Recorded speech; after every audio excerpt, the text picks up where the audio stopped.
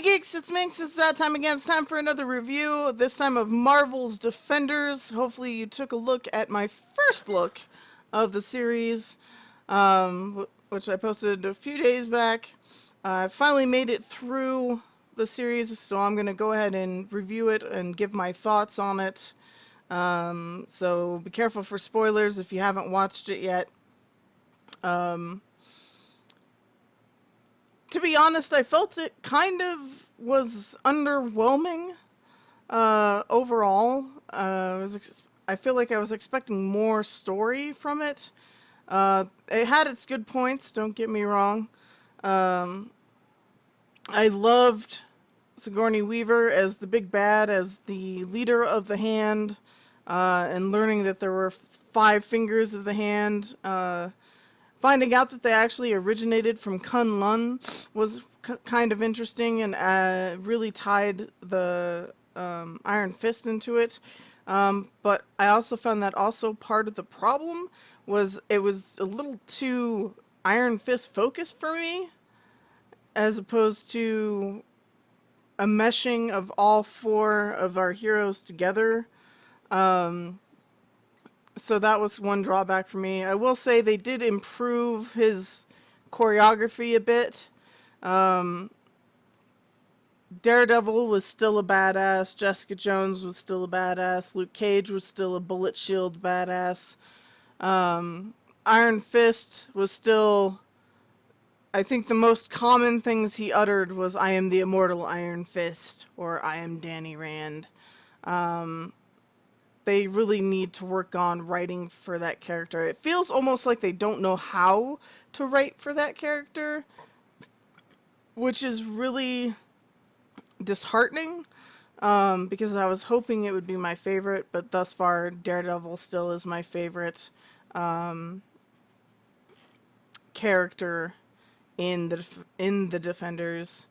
Matt is, of course, troubled by the fact that he misses the life. He misses being a superhero, pretty much. And he's trying very hard not to go back upon it. He ends up helping out Jessica Jones out of some legal stuff. So they kind of tied those two together.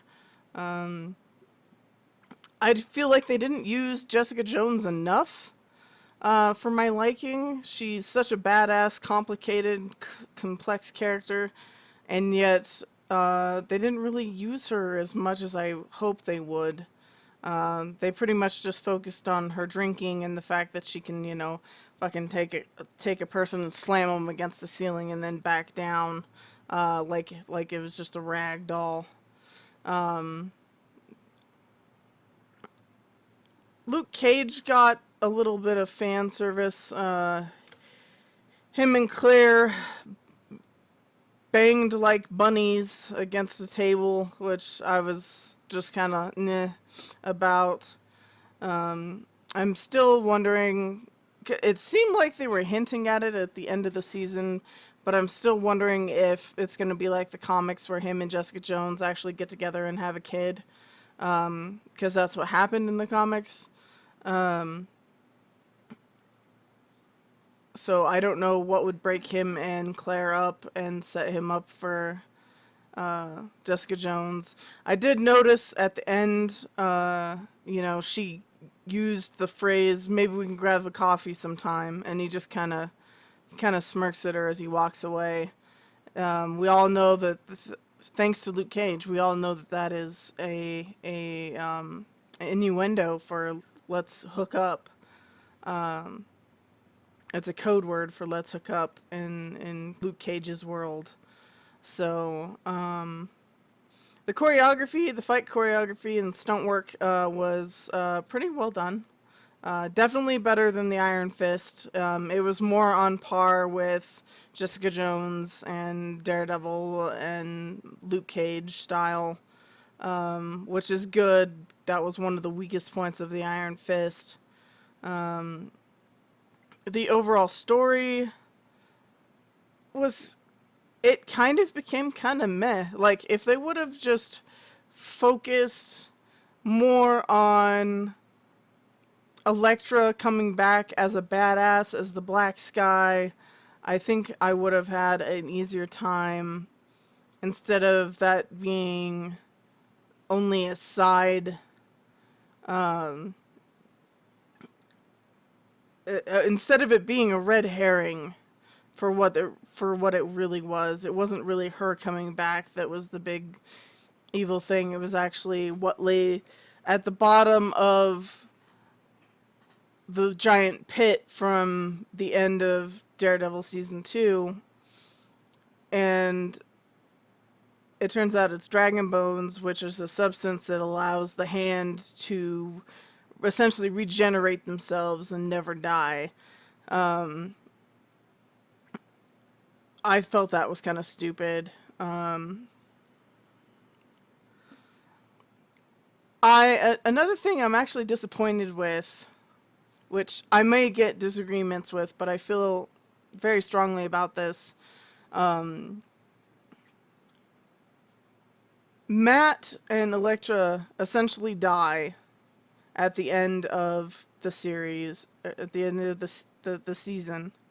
In the last episode, a building crashes down onto them while they're making out, because they're just like that. And everyone's mourning their death. He tells the Iron Fist before he goes to convince Elektra to be good or whatever, you know, watch over my city. And then you see them kind of doing their usual back and forth, I can't stay away from you kind of a thing. And they start kissing as the rocks start falling, and you can tell they're going to be buried and they're going to be trapped because it's like a fucking skyscraper coming down on their heads. They go through like a wake for him. The other heroes, are saddened by this, by losing him.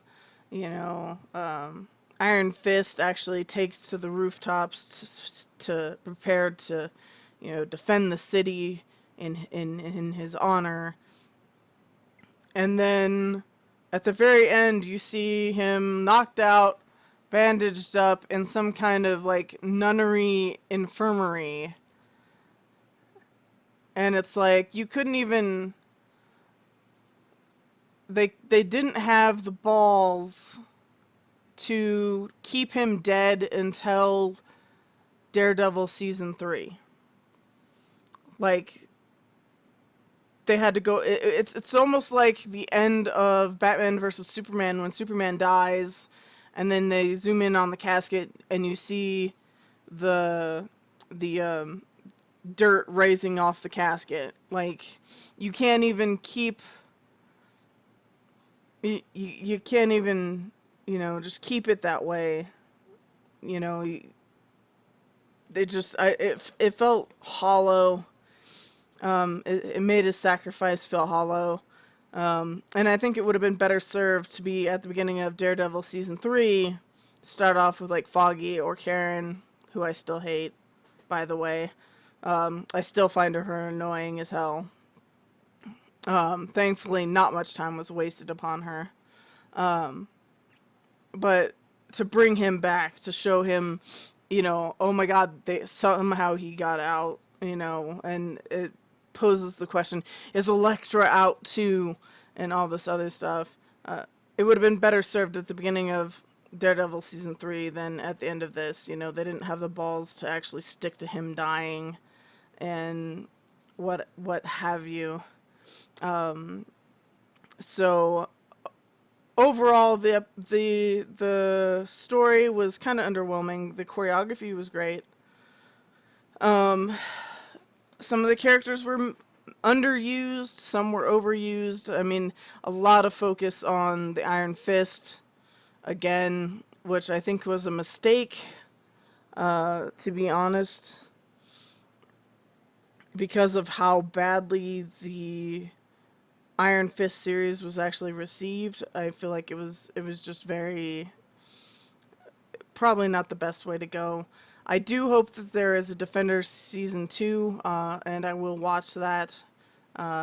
Hopefully it'll turn out better, but you live and you learn. And there you are.